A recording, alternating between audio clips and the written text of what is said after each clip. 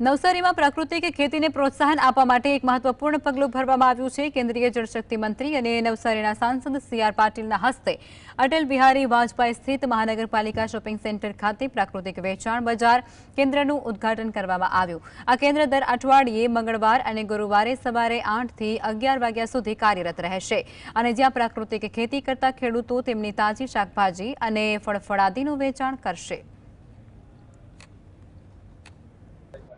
નવસારી જિલ્લાના પ્રાકૃતિક કૃષિ કરતા ખેડૂતો માટે અગાઉ આપણે હંગામી માર્કેટો શરૂ કરવામાં આવી હતી।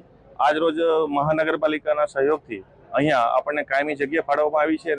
નવસારી જિલ્લામાં મહાનગરપાલિકામાં સ્થાયી કક્ષાએ અમને અઠવાડિયામાં 2 દિવસ માટેનું પ્લેટફોર્મ મળ્યું છે। એટલે આ બધું અમારી પ્રોડક્ટનું વેચાણ અમે